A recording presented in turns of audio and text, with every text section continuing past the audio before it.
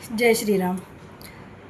आज 15 मार्च को उत्तम नगर के हत्साल में तरुण, जो अपना एक छोटा भाई तरुण इन विधर्मियों के हाथों मारा गया है, उसके लिए एक आक्रोश महापंचायत जनसभा का आयोजन किया गया था। लेकिन वहाँ पर भी मैं खुद वहाँ पर गई, वहाँ पर जाकर मैंने देखा ये भी एक राजनीति का एक हिस्सा बन के रह गया था। कोई तरुण के हत्यारों को सजा दिलाने के लिए वहाँ बात नहीं हो रही थी। आक्रोश जनसभा को शांति वाली जनसभा बना दिया गया था। किसी को बोलने नहीं दिया जा रहा था।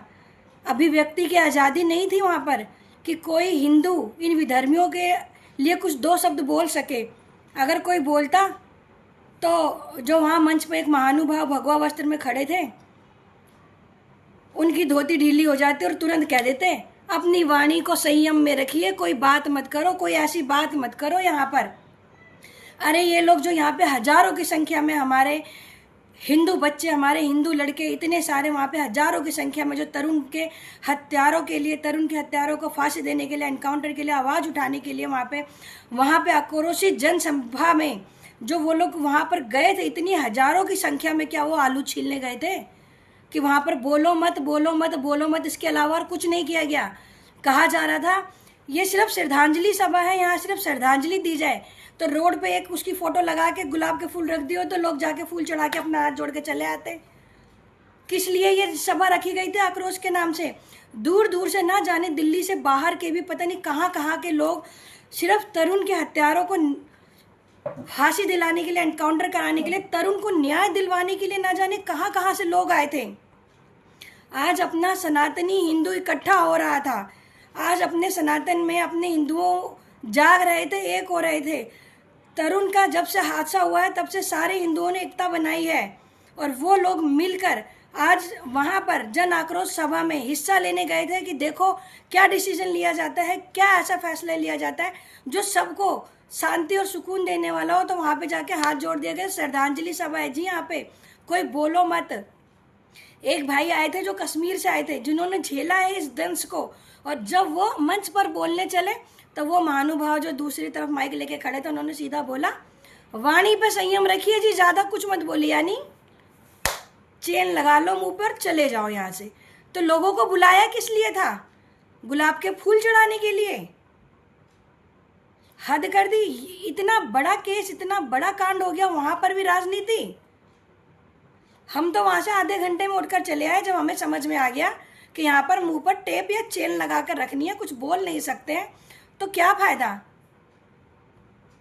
उन लोगों को भी जो आक्रोशित थे, जो बच्चे थे, जो समाज में कुछ करना चाहते हैं अपने सनातन के नाम पे, उन लोगों को क्या शिक्षा मिली वहाँ जाकर कि हर बार की तरह अपना कोई ना कोई एक भाई इन विधर्मियों के हाथों इस तरीके से मरता कटता रहेगा और हिंदू बढ़ता रहेगा, इसी तरीके की राजनीति में। तो ये कैसी राजनीति थी कि हिंदुओं को ही बांट दिया जा रहा है, कोई आवाज़ नहीं उठा सकता।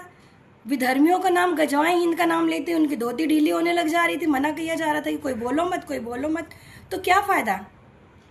इस प्रकार की जनसभाएं तो एक वो कैंडल मार्च निकालने जैसा हो गया कि मुंह पर टेप लगाओ, कैंडल पकड़ो, चुपचाप से आंख बंद करके निकल लो। तो क्या फ़ायदा। अपने लोग जब जाग रहे हैं, कुछ करना चाहते हैं, समाज में मैसेज देना चाहते हैं, तो उनको क्यों रोका जा रहा था, या तो ना ही बुलाते। मैं सरकार से अपील करती हूँ, न्याय मांगती हूँ कि तरुण के हत्यारों को फांसी दिया जाए, एनकाउंटर दिया जाए, तरुण को न्याय मिले, क्योंकि ऐसे बहुत सारे भाई बलिदान हो चुके हैं इन विधर्मियों के हाथों। ये लोग जो अपना एजेंडा चला रहे हैं ना, ये अब आगे और किसी को बर्दाश्त नहीं होगा। अब नहीं चलेगी ये राजनीति जो एक बच्चे के मरने पे आज कर दी गई। वहाँ पे सबके मुंह पे अमसील लगा के भेज दिया गया।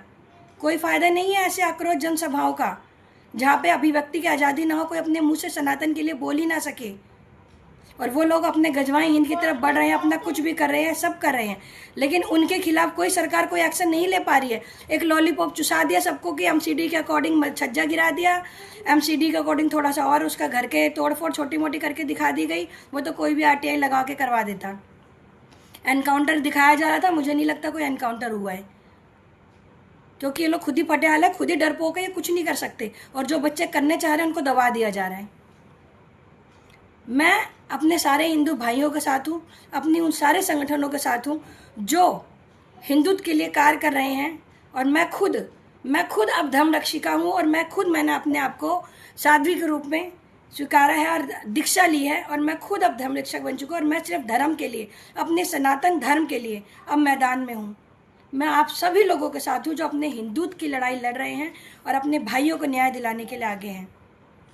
सरकार से हमें कोई लेना देना नहीं है, क्योंकि सरकार अब बांट रही है, काट रही है, हिंदुओं को काट रही है, हिंदुओं को बांट रही है।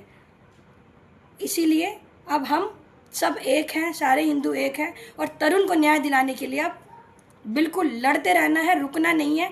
जब तक कि कोई ना कोई ऐसा न्याय ना आ जाए कि तरुण के हत्यारों को फांसी मिल जाए, एनकाउंटर हो जाए, उनके घर ध्वस्त ना कर दिया जाए, जब तक किसी को रुकना नहीं है। कोई भी भाई नहीं रुकेगा, कोई भी हिंदू, कोई भी ऐसा हमारा योद्धा नहीं रुकेगा जब तक कि तरुण को न्याय नहीं मिल जाता। मैं सबके साथ हूँ, क्योंकि आज मुझे बहुत दुख हुआ, बहुत ज़्यादा हुआ कि वहाँ पर किसी को बोलने नहीं दिया गया, सबके मुंह बंद करवा दिए गए और सबको बोला है सिर्फ श्रद्धांजलि सभा है। ऐसा बोल के वहाँ हजारों की संख्या को इकट्ठा किया गया और इस तरीके से हाथ पे हाथ रख के भेज दिया गया। कोई निर्णय नहीं, कोई फैसला नहीं। इसीलिए सारे हिंदुओं, हम सब लोग जो आपस में सनातनी हैं, जाग रहे हैं और अपने भाइयों के लिए, अपने लोगों के लिए अब हम मैदान में हैं। तो अब हम लोग पीछे नहीं हटने वाले, अब किसी न किसी निर्णय तक पहुंचना है। तो इसलिए हम सब एक हैं और मैं सबके साथ हूँ। जहाँ मेरी ज़रूरत है, मैं और हमारा पूरा और भी संत समाज, और भी तरीके के सारे हिंदू समाज के संगठन के संत समाज, सब लोग हम एक हैं और हम सब मिलकर आप लोगों के साथ खड़े हैं। जहाँ हमारी ज़रूरत है हमें कॉल कीजिए, हमें बुलाइए और हम सब साथ मिलकर लड़ाई लड़ेंगे। जय श्री राम, हर हर महादेव, जय महाकाल।